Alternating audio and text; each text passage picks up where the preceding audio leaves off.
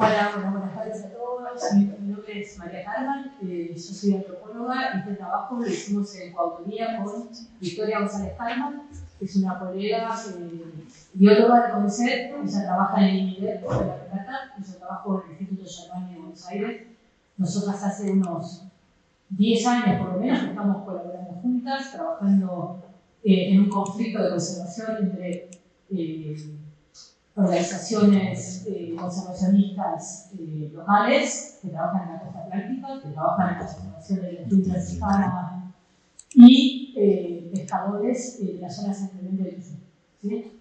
Hace muchos años Vicky me contactó para trabajar juntas porque ella en algún momento trabajaba como voluntaria en estos programas de conservación en la costa atlántica y le empezó a hacer mucho ruido respecto de cómo trabajaban los biólogos con las poblaciones locales. Y entonces sus palabras textuales en su momento fueron bien cuentas. Nuestro trabajo es 99% antropológico y 1% biológico, y me gustaría que sigamos haciendo ese trabajo de campo juntos. De hecho, fue interesante volver al campo para ella después de tantos años de trabajar cuando era estudiante de biología, ¿no? Cuando era muy jovencita, y volver al campo y decir a los pescadores: siento que nunca te escuché, ¿no? Bueno, entonces hace muchos años que estamos trabajando juntas con la idea de publicar un libro, unos artículos, etc. Este trabajo particular se llama Matar para comer, saberes prácticos de los pescadores artesanales de San Clemente del Sur. Y tratamos de reponer el estar en el mundo junto a los animales, los pescadores, y mostrar cómo el pescador es un traductor por excelencia de esas señales de los animales, del mar y de las fuerzas del clima. Señales que a veces pueden ser opacas o equívocas. Y cómo la cohabitación en un mismo entorno involucra una experiencia de mutuo agenciamiento. Es decir, que esos humanos y animales son y se piensan recíprocamente, poniendo en juego ciertas etiquetas y ciertas apuestas respecto de cómo comunicarse o de cómo ignorarse. Bueno, y frente a muchas acusaciones que han recibido los pescadores, fundamentalmente por parte de los conservacionistas locales, de ser oportunistas o antiecológicos, ellos argumentan que no matan animales por deporte ni por placer, sino para comer. Entonces vamos a analizar en este trabajo qué significa matar para comer en este contexto local, ¿no? Y por qué puede considerarse una práctica ética. El trabajo es muy largo, así que me voy salteando algunas partes, después de los pasos, ¿no? Pero básicamente, al principio más presentamos a los pescadores, preguntando quiénes son, las diferencias entre ser y hacerse pescador, es decir, los que comenzaron a trabajar como pescadores de niños a causa de las durísimas condiciones de vida de su localidad, y abandonaban la escuela primaria para asegurar su reproducción con lo que el entorno les ofrecía, de cazar, pescar, cortar madera, bronce o vidrio. Y en estos casos la pesca artesanal era definida por default, ¿sí? Es decir, había que rebuscarse, no había otro modo de vivir. Y después, a partir de la crisis del 2001, como muchos no eran pescadores, en sus términos, sino que se hicieron pescadores luego de trabajar en otros oficios o, como dicen ellos, de cavarse a palos arriba de la lancha. Y hay mucha heterogeneidad, se escucha bien, ¿no? Sí. Y para los compañeros de Leonel, ¿bien? Bueno. Entonces hay mucha heterogeneidad entre aquellos que o no saben nadar, o algunos son guardavidas y pueden nadar hasta 5 kilómetros en agua helada. Las trayectorias económicas son muy diferentes también, entre los que se patinaron todo y que tuvieron su fuerza de trabajo todos los días, y los que prosperaron, etc. Y en general los pescadores alternan su oficio con trabajos de remiseros, guardavidas, carreros, empleados de comercio, en el campo. Porque ser pescador full time no es una opción en esta localidad, de temporada fuerte es el invierno, y en el verano más bien preparan la lancha, tejen redes o trabajan como fileteros en pescaderías, o sea, tratan de mantenerse cerca de oficios marinos, ¿no? Y tenemos otro apartado que se llama caza, pesca y crianza, porque la pesca artesanal participa de un estar en el mundo junto a los animales, que también incluye trayectos dinámicos entre la caza y la pesca, ¿sí?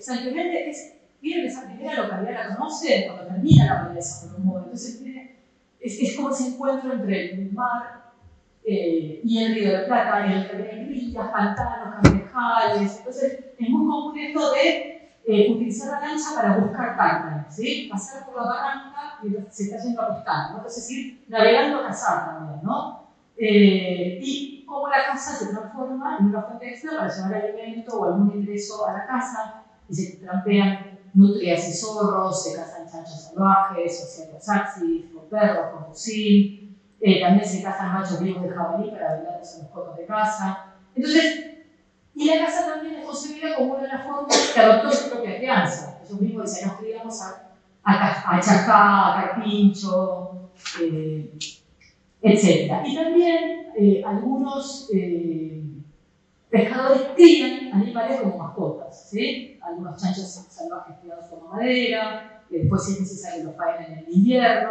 Entonces, básicamente, como algunos trabajos se en su tesis, digamos, porque hay como distintas formas de conocer y de familiarizarse con esos animales, ¿no? Ya sea trampeándolos, cazándolos, pescándolos, transformándolos en mascotas, etc.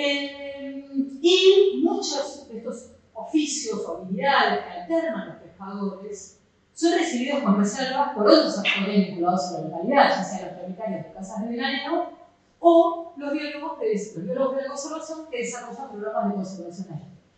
De hecho, los pescadores no pueden extraer arena de las playas, por ejemplo, por el malestar que generan los turistas, y en particular los profesionales o de ONG conservacionistas o de agencias públicas cuestionan a los pescadores artesanales por atribuirles una suma de impurezas, de llevar adelante prácticas de pesca artesanal no sustentables como el arrastre, de emplearse a flotas industriales o de transgredir ciertos límites establecidos por la normativa.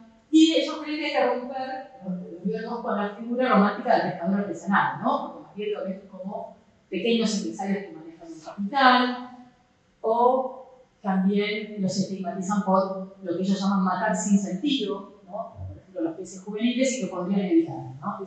Y que no son una comunidad tradicional, que son una población marina, no en términos de los biólogos, etcétera, etcétera. Entonces, al igual que muchos otros, bueno, yo como antropóloga, en realidad, históricamente trabajé en casas tomadas, en villas, etcétera.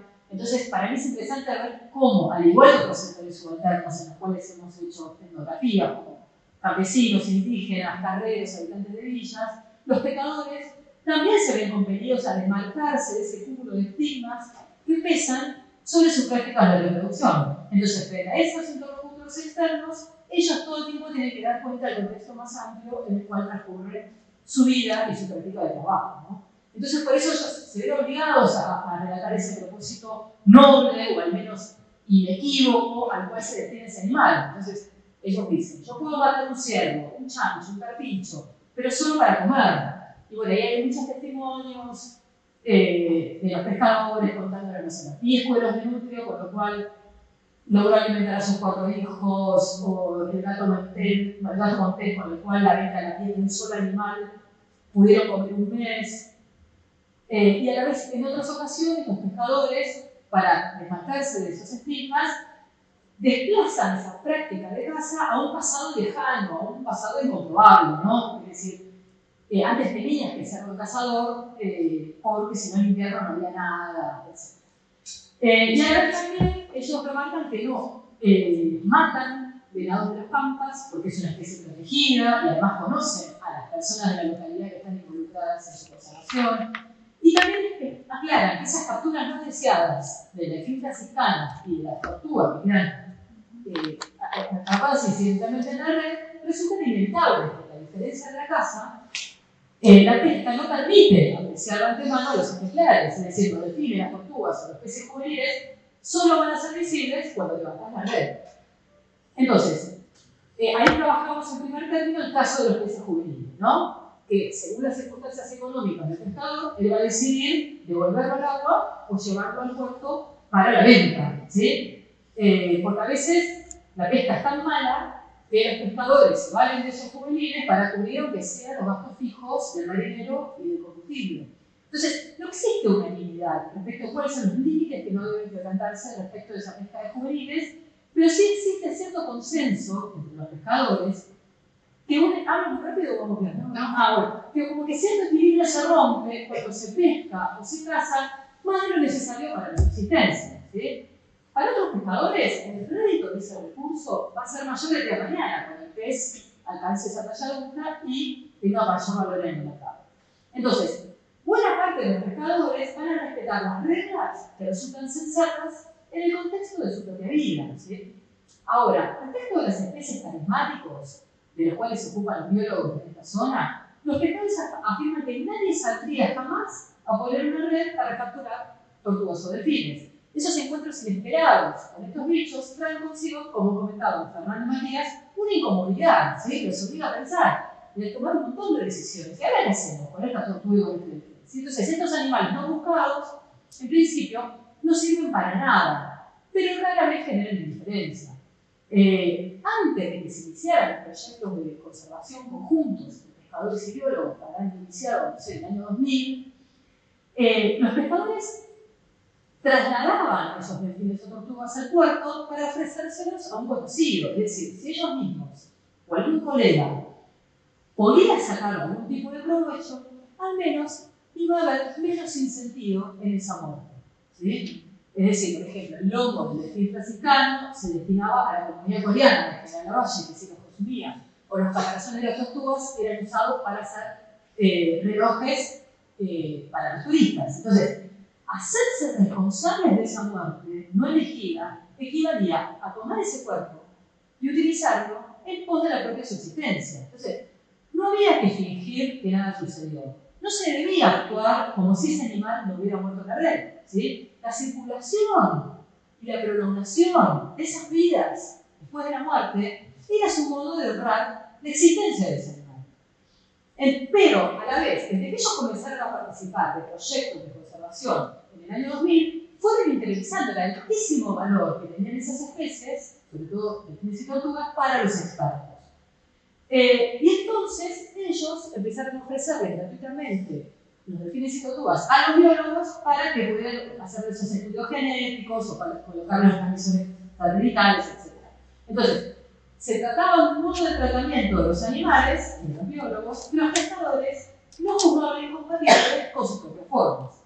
Y también a partir del contacto con los biólogos, ellos fueron aprendiendo y fueron conscientes de los inconvenientes de difundir fotos de los delfines que quedaran atrapados. Es decir, se podía mostrar animales vivos, como las tortugas, pero no muertas. Esto por un incidente que hubo en la localidad de San Blas, en el sur de la provincia de Buenos Aires, cuando por la difusión de los videos se presentó un amparo y se terminó prohibiendo por un momento una zona de veda. Entonces ellos siempre están con el temor de que vuelva a pasar lo mismo que en San Blas.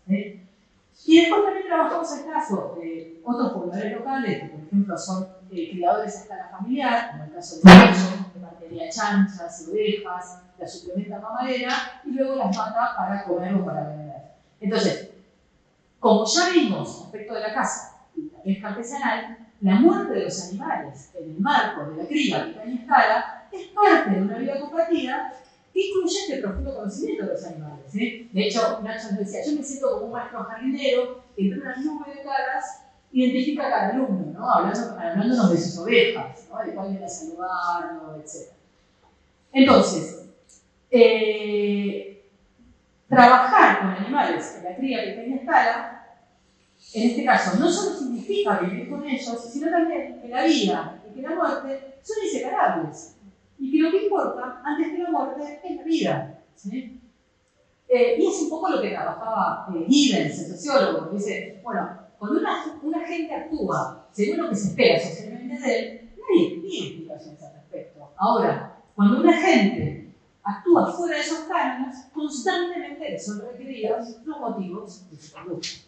El próximo punto se llama el malestar del cazador, y entonces ahí nosotras comparamos un trabajo que nos fue muy inspirador, que es el de Felipe van der Velden, que habla de matar sin pena, ¿no? En el contexto amazónico del cual él trabajó. Entonces nosotros vamos a comparar las implicancias de matar para comer en nuestro contexto etnográfico con el trabajo de Felipe van der Velden, con distintos grupos indígenas en la Amazonía. Entonces, en los territorios donde trabajó Felipe, la caza expresa una ambivalencia estructural, es decir, lo que él relata es que es necesario colocar la condición de persona del animal en un segundo plano y no interponer un sentimiento de lástima hacia esas criaturas que van a ser destinadas al sacrificio, ¿sí? Entonces, el imperativo de matar sin pena responde a de qué modo corresponde a matar a los animales. Matar sin pena es ese protocolo de comportamientos allí considerados adecuados que la comunidad se prescribe a sí misma, ¿sí? Porque ellos no pueden permitirse el lujo de tejer como relaciones de mayor familiaridad con esos animales de alimentación, manifestar un vínculo afectivo, dice Felipe, implicaría la imposibilidad de concretar esa matanza, ¿sí? Y eso implicaría lo que se supone que es una suerte de insensibilidad al animal, ¿no? Y esa supuesta insensibilidad no implica que el animal sea un enemigo, sino esa necesidad que les contaba de desfamiliarizarlo, ¿sí? Porque matar lo que se ama, dice Felipe, siempre resulta problemático. En nuestro caso, la expresión nativa de matar para comer se erige como un nudo argumental frente a la fuera del grupo. Funcionarios estatales, biólogos, guardapartes, ¿sí? Que emiten un juicio de valor, en muchos casos son récord, es decir, no se lo dicen en la cara, pero ellos tienen pleno conocimiento de ese prejuicio, ¿no? Y bueno, ahí sí hago todas esas entrevistas sobre no les importa el ecosistema marino, no cuidan a las franciscanas, no piensan en el bien común, pero es muy interesante porque al final son frases construidas negativamente, ¿sí? Y es interesante porque en sintonía con buena parte de los colectivos conservacionistas en Occidente, los expertos locales se escandalizan con las prácticas de caza y de pesca de subsistencia de estas poblaciones locales. Y la condenación sobre esa supuesta mancha o esa supuesta impureza ecológica de los pescadores descansa en el periodismo material también de los biólogos, ¿sí? Porque ellos no necesitan matar para tomar y a veces atribuyen una superioridad moral para acusar a quienes sí lo hacen, ¿sí? Bueno, entonces, a diferencia de estas comunidades amazónicas que trabaja Felipe, la captura incidental de especies carismáticas involucra, en este caso, sí, sentimientos de pena y de compasión. Y ahí citamos muchos testimonios cuando cuentan de cómo cuando ves al delfín te da culpa, lástima, pero bueno, vos, es como todo, vos tenés que comer. Yo vi al tal pescador llorar de pena cuando atrapaba a una madre, una delfina franciscana que con su cría, etc. Entonces, el pescador vive de lo que mata, incluyendo aquellos animales que no buscan matar. Entonces, hay, como trabajan otros colegas, muertes buenas, deseadas, como una buena pesca, y muertes consideradas malas, como un delfín o una tortuga, que no logra escabullirse de la red y se muere. Entonces, no hay que desperdiciar inútilmente esas vidas, pero tampoco son muertes. Y toda esta respuesta que se tiene no solo participa de una conversación con esos interlocutores externos, sino también de un diálogo interno, ¿sí? Es decir, aunque esas reglas de sensatez respecto a los peces juveniles que les comenté y esta ética de las muertes buenas y malas no estén explícitamente enunciadas, esto no significa que no operen en la vida práctica, ¿sí? Entonces, por ahí trabajamos con esta idea de cómo muchos valores en las comunidades locales permanecen frecuentemente no formulados, ¿sí? Y ahí trabajamos toda esta cuestión de ese malestar de cazador, ¿no? Una cuestión que también trabaja Felipe, esa incomodidad, esa tensión constante respecto de cómo lidiar con lo que Eduardo Kohn llama esas pequeñas muertes de la vida cotidiana, ¿no? Y cómo también David Frost trabajó esto, de que todas las sociedades sienten como un problema filosófico, todas las sociedades siente como un problema esto de matar seres vivos para la alimentación. Y el próximo apartado se llama la presencia de la muerte en la vida, ¿no? Y nosotros nos preguntamos, bueno, pero ¿cómo reaccionarían estos biólogos de la conservación locales frente a esta reflexión de Levi-Strauss, ¿no? Y lo interesante es que pese a colaborar desde más de una década con los pescadores, los biólogos no modificaron casi nada de sus apreciaciones respecto a los pescadores artesanales, ¿no? De considerar que son depredadores, oportunistas, de que los pescadores supuestamente exageran el daño que los lobos hacen a las redes y el perjuicio económico que les causan. En definitiva, los biólogos creen que los pescadores están profundamente equivocados en muchísimas cuestiones. Y ahí trabajamos muy en sintonía con el artículo de los compañeros también, un artículo científico sobre las percepciones de pescadores artesanales respecto del daño causado por los lobos marinos a las redes, en la cual participó un biólogo local. Bueno, es muy largo todo esto, pero analizamos ese paper que tiene preguntas muy capciosas, que trabaja con encuestas, digamos, donde también son esas investigaciones que, como diría Bourdieu, producen íntegramente todos los artificios que quieren registrar, y es como una suerte de autoprofesión profecía cumplida, demostrar, lo que ya sabía de antemano, que supuestamente los pescadores con menor instrucción, qué casualidad son quienes menos valoran las especies. Dentro de esta concepción de que si ellos conocieran más datos sobre el delfín, los apresarían más y trabajarían más en su conservación. Pero todos sabemos que incluso si los pescadores, entre mil comillas, se comprometieran con la causa conservacionista, esa conservación sucedería, como diría Grinel Macerón, siempre un poco de otro modo, es decir, siempre un poco menos que nosotros, ¿no? ¿Y por qué esa conversión sería siempre incompleta? Y una bióloga actual de la zona lo resume con esta reflexión. Ella dice: los pescadores trabajan con la muerte, mientras que los biólogos trabajan con la vida, ¿sí?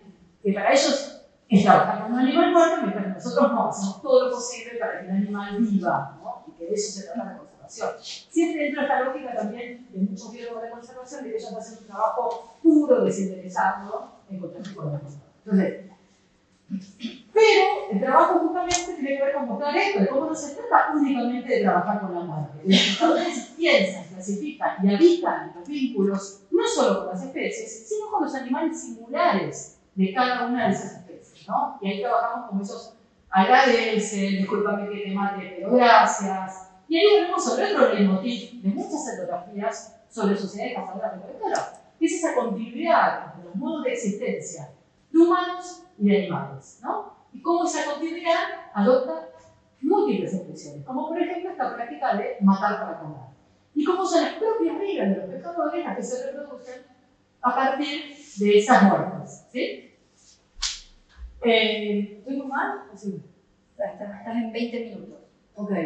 Tenés dos más. Bueno, entonces hay otro apartado que se llama lobos y pescadores, especies que se ganan de pan juntas, donde trabajamos ese vínculo y dos aspectos claves de las relaciones humano-animal que se tejen en ese territorio: el mutuo agenciamiento humano-animal y las correspondencias entre las formas de tratarse entre animales y humanos, ¿no? Bueno, es muy largo, pero ahí vamos contando cómo en ese encuentro mar adentro el pescador y el lobo, cómo en ese semilobo el pescador se miden, se observan, el lobo sabe quién es el pescador conoce al lobo. Es como si fuese un juego de estrategia bélica, digamos, ¿no? Cada uno trata de predecir el movimiento del otro. Los lobos aprenden dónde están las redes, se van a comer de ahí, si será el territorio de la superficie, el pescador trata de matarlo con petazos, generalmente no puede. Entonces, etcétera, etcétera. Pero digamos, hay como una práctica simétrica de rastreo, como diría Morisot, justamente, donde los pescadores leen los signos de los lobos y a la vez el lobo va interpretando las huellas que va dejando el humano y sus artefactos también, ¿no? Las redes, el motor, el bote, en ese paso por el agua. Entonces, humanos y lobos se constituyen mutuamente en ese vínculo, pero de maneras muy desiguales, ¿sí? Porque el humano se declara perdedor en la contienda, porque le rompe todo, se come todo el pescado, y si pudiera lo mataría, pero no lo logra. En cambio, el lobo sale airoso y no se deja atrapar. Entonces, el lobo encarna, como dice Francisco Pasarelli en otro trabajo, como una forma radical de lo salvaje, con lo cual no se logra hacer pactos ni negociar. Y a la vez el pescador siente que no tiene derecho a obligar al lobo, porque el lobo está en su propio hábitat, mientras que ellos están irrumpiendo en un ámbito que es el mar que no les pertenece. Y a la vez es un entorno en donde los dos corren riesgo, ¿sí? Porque los lobos pueden transformarse en presa de otros seres y los humanos están a merced del oleaje, las tempestades. Entonces esos riesgos los asemejan y todos pueden perder con la vida a causa de su pericia o su distracción. Y también todos pueden conservar la vida si piensan adecuadamente, si saben anticiparse, estar atentos, ser astutos, dentro de la idea que trabaja Eduardo Kohn, de que por el mismo hecho de estar vivos todos los animales piensan, ¿no? Y después, en este vínculo lobo-pescador, se echa luz sobre otro aspecto clave de la forma de estar en el mundo de los pescadores, que es la correspondencia entre las formas de actuar de un grupo humano respecto de sí mismos y respecto de los animales, que es lo que trabaja Polycourt, que después retoma escolar, ¿no? Entonces nosotros trabajamos varios ítems en los cuales hay la correspondencia entre estas formas de actuar de los pescadores con ellos mismos y con los animales. Por ejemplo, el tratamiento simétrico que se le da al cuerpo de unos y otros, en donde en ambos casos se trata al cuerpo como herramienta. El pescador usa su cuerpo hasta que aguante, hasta que explote, ¿sí? Y del mismo tiempo, así como hay momentos en que el cuerpo del pescador ya no sirve para nada, del mismo modo no sirve para nada la tortuga, o el lobo que todo lo destruye, o la carne del delfín, etcétera, etcétera. De verdad. Un segundo aspecto de esa simetría humano-animal refiere a la rivalidad pescador-pescador, pescador-lobo, ¿sí? Porque así como los pescadores intentan aventajarse mutuamente cuando pescan corvina, pasa lo mismo con el lobo, ¿sí? Tratan de dirimir y hay una especie de ranking de quién es el pescador más avesado, ¿sí?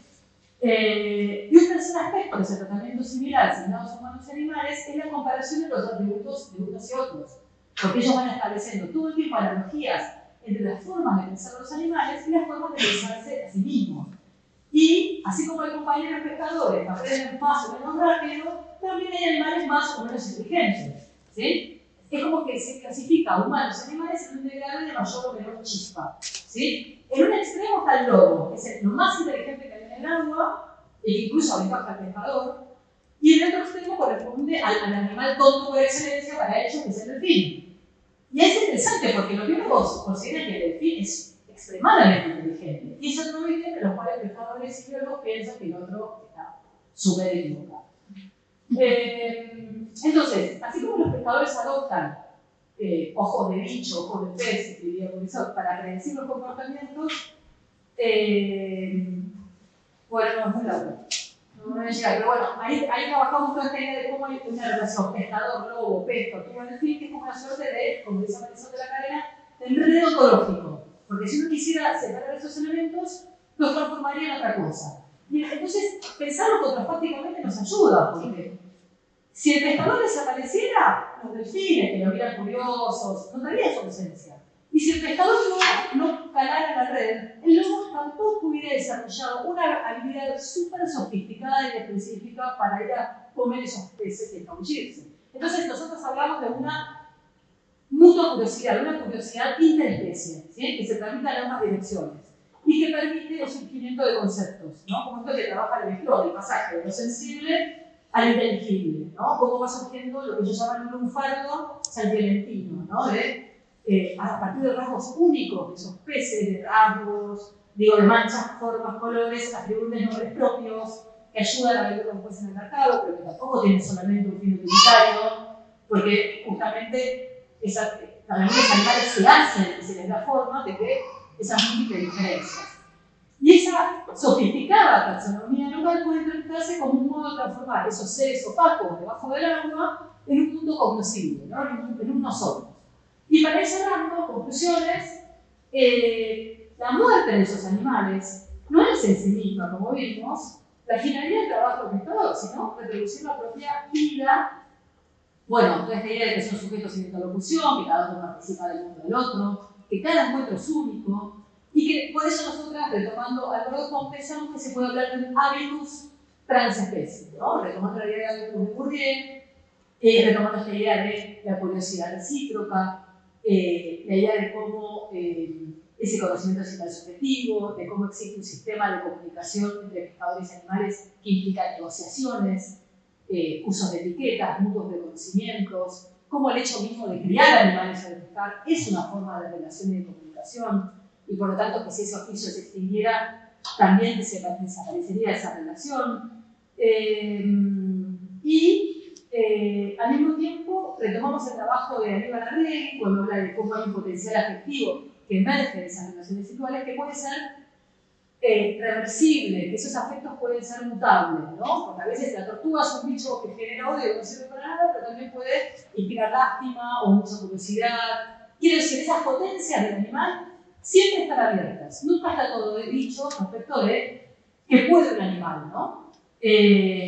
Y también, obviamente, no podemos saber acabadamente de cómo vive y siente el animal este vínculo, ¿no? Como también aceptar esos límites, digamos, ¿no? Y cómo, bueno, un poco lo que trabaja Ingman, ¿no? De cómo siempre es un medio ambiente inacabado, incompleto, porque son estos seres los que completan con estos cruces, con estos ayuntamientos, con estas acciones, ese medio ambiente, ¿no? Y cómo nosotros, y ahí retomando a Haraway para cerrar, es esta idea de que nosotros, y los pescadores creo que acordarían con esto, que nosotros llegamos a ser, ¿no? Nosotros llegamos a ser con estos animales compañeros, incluyendo también estos artefactos que subyacen a estos vínculos, ¿no? Como el bote y el remo, etc. Y cómo en todo caso todos esos seres están participando de una misma conversación.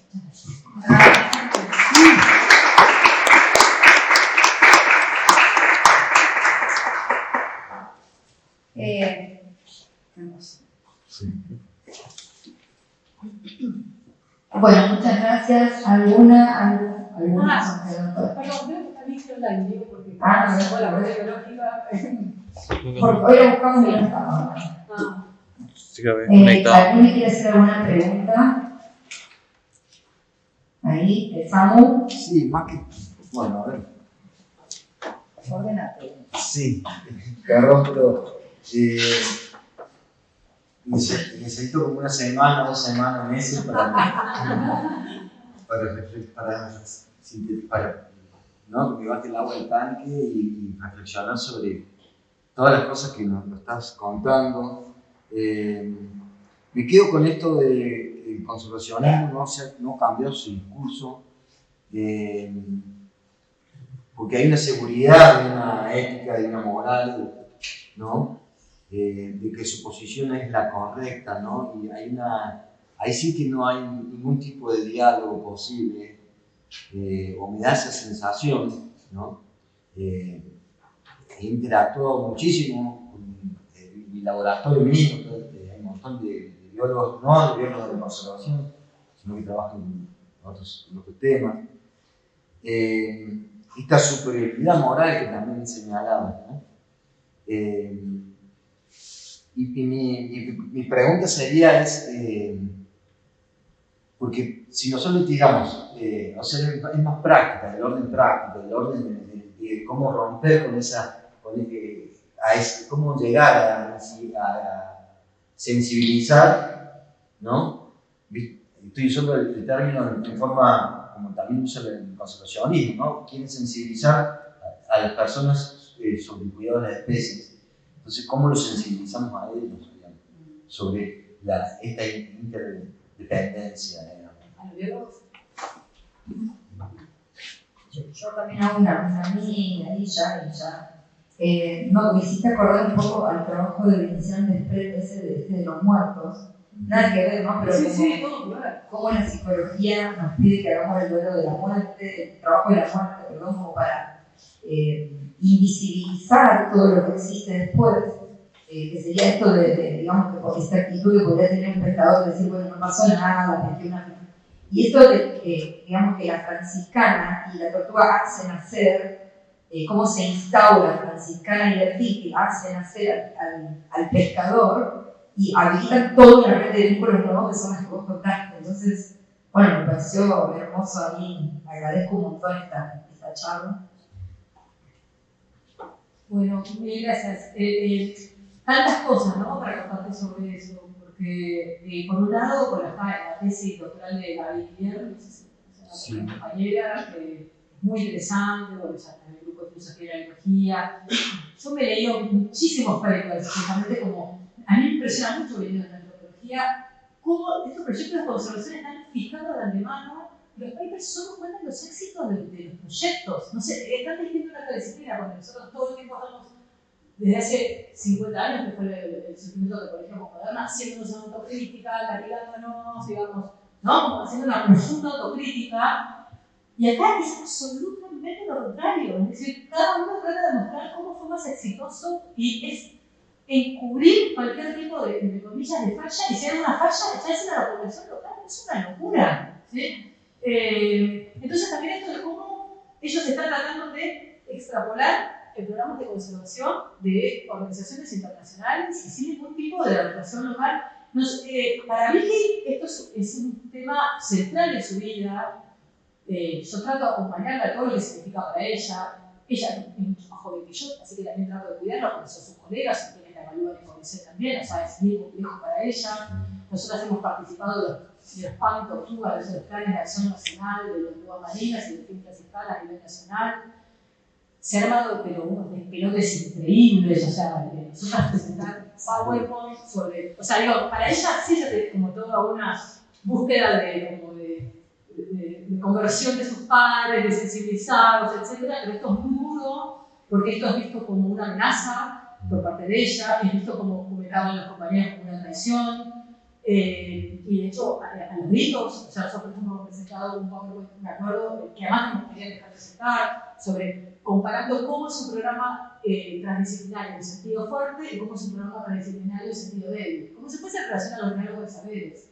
Claro. Y los propios biólogos diciendo, esto se habla en privado, esto no se habla en un ámbito general, ¿sí? Es decir, ¿cómo no poder tomarlo como un aprendizaje, ¿no? Como un espacio de intercambio, de crecimiento, ¿sí?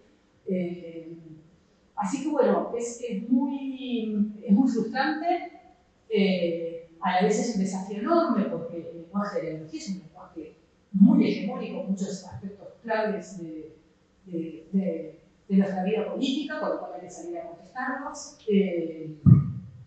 Pero bueno, es muy arduo. Y especialmente para ella, porque entonces hay algo en nuestra etnografía que es también una autoetnografía de su caso, ¿sí? Ella ha trabajado muchísimos años en programas de conservación. Entonces, bueno, tiene esta complejidad de ser también mitad autoetnografía, ¿no? Entonces también compartimos muchos materiales con Vicky para que también ella pueda hacer como hacerlo en nota, en ese recorrido inmenso que ella tuvo, ¿no? Como también, como comentaba Cele, ¿no? Como de desaprender muchísimos postulados de cómo ella fue formada como bióloga, ¿no?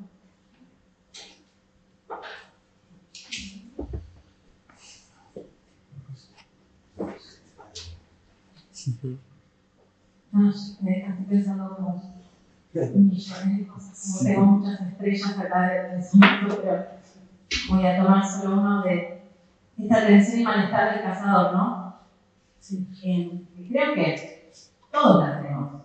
No somos cazadores que vamos a la jungla, pero si yo me como una vaca, de alguna manera, me estoy comiendo un animal que me parece hermoso, que tiene unos ojos divinos, que cuando me mira me enternece, sin embargo me como una vaca. Y esta, retomo con lo que decían antes de la distancia de seguridad que nos da, yo total no lo maté, ¿no es cierto? Entonces, esto de que los conservacionistas no llegan a comprender lo que pasa con los pescadores. ¿Acaso ellos son todos, no sé, de qué viven? ¿No comen?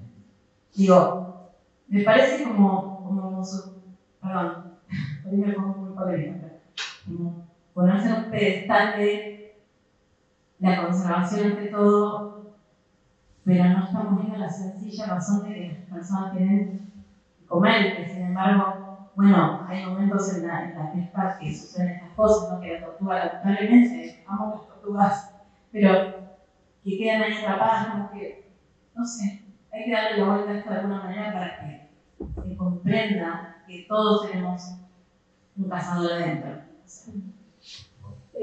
Sí, no sé si No, sí, hay como con esto, sí.